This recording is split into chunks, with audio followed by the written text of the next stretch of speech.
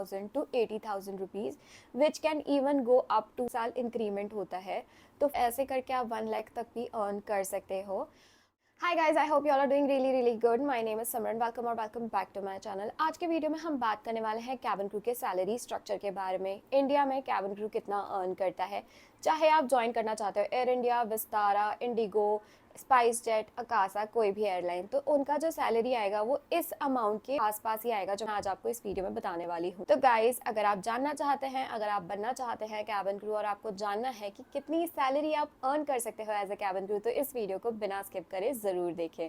So guys, let me be very clear कि as a cabin crew आपकी salary कभी भी फिक्स नहीं होगी कि इतना अमाउंट है, हर महीने आपको इतना ही अमाउंट आएगा, ऐसा नहीं होगा। अमाउंट जो है वो ऊपर नीचे होता जाएगा। हो सकता है एक महीने में आपको 38,000 आ रही है, दूसरे महीने में 48,000 आ रही है और फिर अगले महीने में सिर्फ 30,000 ही आ रही है। तो डिपेंड करता है कि आप कितना ज़्यादा फ्लाई कर रहे हो, आपने कितने ज़्यादा लेओवर करे हैं और बाकी सारे अलाउंसेस को मिला के आपका जो सैलरी है वो आपके अकाउंट में क्रेडिट होगा। कैबिन क्रू का सैलरी हमेशा वेरिएबल होता है, हमेशा चेंज होता रहता है, कभी भी फिक्स नहीं होता है। Now when we talk about cabin crew का सैलरी, तो सबसे पहली जो चीज़ होती है, सबसे पहला जो पैरामीटर होता है कैबिन क्रू की सैलरी में, वो होता है basic salary. Now guys, what is basic salary? कि आप चाहे फ्लाई करो चाहे आप फ्लाई ना करो, एक बेसिक अमाउंट है वो आपको मिलेगा ही मिलेगा।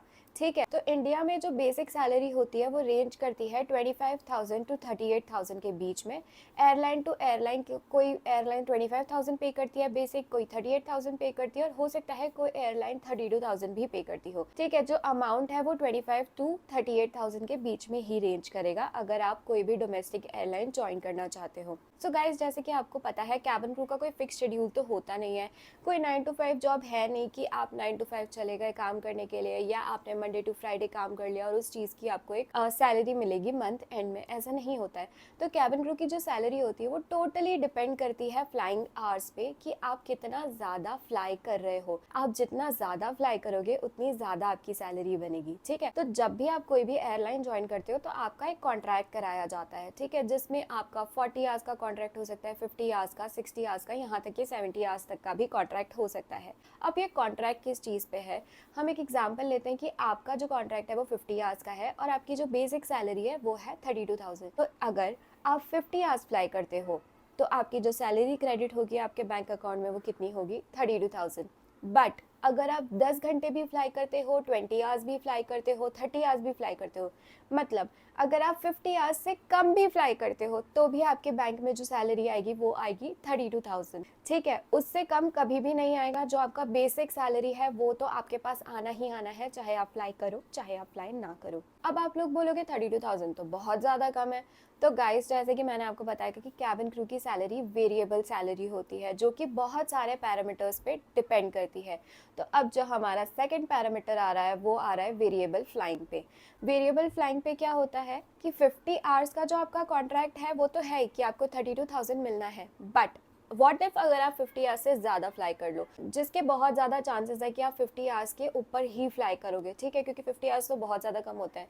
8-10 दिन में या 50 आवर्स फ्लाई कर लेते हो, उसके बाद जो आप फ्लाई करोगे उसके आपको एक्स्ट्रा पैसे मिलेंगे पर आवर। जैसे कि 50 आवर्स के तो आपके 32,000 आपको मिलेंगे, पर अगर आपने 55 आवर्स फ्लाई करा है तो 50 आवर्स की सैलरी 32,000 अलग, प्लस जो 5 आवर्स आपने एक्स्ट्रा फ्लाई करा है उसका आपको वेरिएबल फ्लाइंग पे अलग से मिलेगा। तो ये होगा आपका टोटल सैलरी उस मंथ का। नाउ गाइज, हर एक एयरलाइन का जो वेरिएबल फ्लाइंग पे होता है वो अलग अलग होता है। तो एक टेबल मैं आपको शो कर रही हूँ, वो आप देख लीजिए, जिसमें मैंने आपको बताया है अप्रोक्सीमेटली हर एक एयरलाइन का इसी अमाउंट के आसपास घूमता हुआ आपको मिलेगा वेरिएबल फ्लाइंग पे। अगर आप 50 to 60 आवर्स फ्लाई करते हो तो 150 to 200 की रेंज में आपको मिलेगा। अगर आप 60 to 70 आवर्स फ्लाई करते हो तो 250 to 350।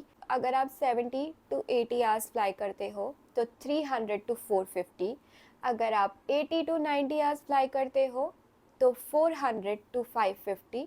अगर आप 90 to 100 आवर्स फ्लाई करते हो तो 450 to 650 के बीच में आपका जो वेरिएबल फ्लाइंग पे है वो आपको मिलेगा। Now guys, let's take an example कि आपने जो आपका जो बेसिक सैलरी है वो है 32,000 प्लस आपने 50 to 60 आवर्स एक्स्ट्रा करा है। आपका टोटल फ्लाइंग आवर हो रहा है इस मंथ का 60 आवर्स, तो आपने कितने घंटे एक्स्ट्रा करे हैं? 10 घंटे एक्स्ट्रा करे हैं। Now according to that table, अगर हम extra flying allowance 200 per hour लें तो आपका जो सैलरी आएगा वो आएगा 2000 एक्स्ट्रा। मतलब आपका ये जो अमाउंट हो गया है वो हो गया है 32,000 plus 2000, 32,000 basic plus 2000 extra flying पे। वहीं अगर आपने 70 आवर्स फ्लाई कर लिया, 58 टू 60 आवर्स का आपका हो रहा है 2000 रुपीज़, और 60 टू 70 आवर्स का आपका हो रहा है 3000 रुपीज़। तो आपका एक्स्ट्रा वेरिएबल फ्लाइंग पे कितना हो गया है 5000 रुपीज़, जो कि जुड़ जाएगा आपकी बेसिक सैलरी में। तो हो जाएगा आपका 32,000 प्लस 5,000, जो कि हो गया है आपका 37,000। तो इस महीने में आपको मिले हैं 37,000 रुपीज़। अब ये तो सिर्फ वेरिएबल फ्लाइंग पे हुआ है। Now let's talk about some allowances which you will gate.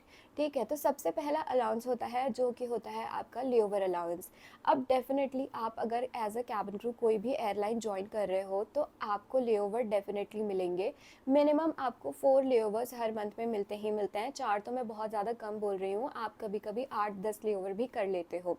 Now what is layover? आपका एक बेस लोकेशन होता है। जैसे कि अगर आप दिल्ली से फ्लाई कर रहे हो, अब अगर आप दिल्ली से कोलकाता चले गए हो और कोलकाता में अगर आपको होटल मिला है, अगर आपको वहाँ पर रुकना है फॉर 12 आवर्स, 15 आवर्स, 24 आवर्स, तो उसको हम कहेंगे लेओवर। तो वो आपका कौन सा हुआ? Kolkata layover. Now guys, layover का जो अमाउंट होता है टिल 24 आवर्स। तो अगर आप 24 आवर्स या 24 आवर्स से कम का लेओवर कर रहे हो तो आपको जो अमाउंट मिलेगा उस दिन का वो मिलेगा 750 रुपीज़।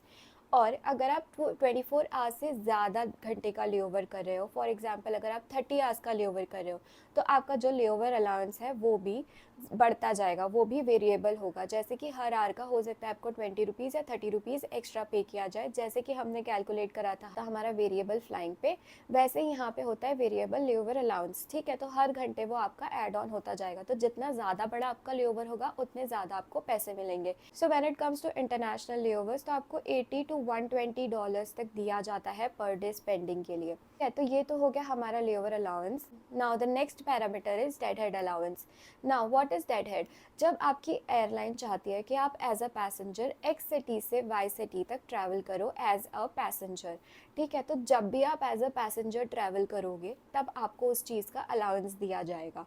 तो अलाउंस कितना होता है? एयरलाइन टू एयरलाइन डिपेंड करता है। 250 से 500 के बीच में एयरलाइन पे करती है आपका dead head allowance. Next parameter is stand by allowance. Now what is stand by? कि अगर एयरलाइन चाह रही है कि आप तैयार होकर जाओ और जो भी आपका बेस है, जो भी आपका बेस ऑफिस है, वहाँ पे आप जाकर बैठो, कि लास्ट मिनट अगर कोई भी शेड्यूल में चेंजेस आते हैं, अगर क्रू अनअवेलेबल होता है तो फिर उसकी जगह आप वो फ्लाइट करोगे। मोस्टली केसेस में स्टैंड बाइज मेंटेन हो जाते हैं, बट क्योंकि आप इतना तैयार होकर जा रहे हो, आप एयरपोर्ट पे जाकर बैठोगे 4 घंटा, 5 घंटा, 6 घंटा, तो उसका जो है आपको पेमेंट दिया जाएगा, जो कि रेंज करता है 150 टू 300 के बीच में। एयरलाइन टू एयरलाइन डिपेंड करता है। आपको पर stand by, airport stand by का ये अलाउंस दिया जाएगा। और गाइस, अगर आप बेसिक वेरिएबल फ्लाइंग पे और ये सारे अलाउंसेस टोटल कर लोगे तो आपको in India if you join any domestic airline, so your salary can range anywhere between 30,000 to 80,000 rupees, which can even go up to 1 lakh rupees, जितना ज़्यादा आप फ्लाई करते हो। तो ये चीज़ डिपेंड करती है बेस टू बेस। अगर आप दिल्ली, बॉम्बे जैसे बेस से फ्लाई करते हो तो वहाँ से फ्लाइंग बहुत ज़्यादा होती है, तो वहाँ से आपको जो सैलरी है वो भी बहुत ज़्यादा क्रेडिट होगी। ऑल्सो गाइस, कुछ कुछ एयरलाइंस में ऐसा होता है कि आपका हर साल इंक्रीमेंट होता है। तो फॉर एग्जांपल अगर फर्स्ट ईयर में आपका जो सैलरी है वो 32,000 है, तो सेकंड ईयर में आपका जो बेसिक सैलरी हो जाएगा वो हो जाएगा 42,000, और थर्ड ईयर में जो आपका बेसिक सैलरी है वो हो जाएगा 52,000 टू 56,000 के बीच में। ठीक है, तो 3 साल तक आपका इंक्रीमेंट होगा और उसके बाद कोई भी इंक्रीमेंट नहीं होगा। उसके बाद आपका जो बाकी का अलाउंस है, स्टैंड बाय अलाउंस है, डेड हेड अलाउंस है, लेओवर अलाउंस है, वेरिएबल फ्लाइंग पे है, उसको मिला के आपका जो सैलरी है वो ऊपर से कैलकुलेट किया जाएगा। So for 50 hours you will get 56,000 plus whatever extra you are flying and whatever extra allowance you are getting. ऐसे करके आप 1 लाख तक भी अर्न कर सकते हो। So guys, you will get a decent amount if you want to become a cabin crew. It is a great career option. I am flying from last 4 years और ऐसा लगता है कि शायद कल ही मैंने ज्वाइन किया है। एकदम फ्रेश सी सारी मेमोरीज हैं, एकदम फ्रेश लगता है। Once you start flying, you will never go back to 9 to 5 jobs. You will definitely love flying. If you want to join this career and if you want any help, please comment down. I'll definitely answer all your comments. कुछ भी doubt है तो please पूछ लेना. Also अगर आपको जानना है मेरी कैबिन क्रू जर्नी के बारे में तो मैं डिस्क्रिप्शन बॉक्स में उसका लिंक ऐड कर रही हूँ, वहाँ से देख सकते हो.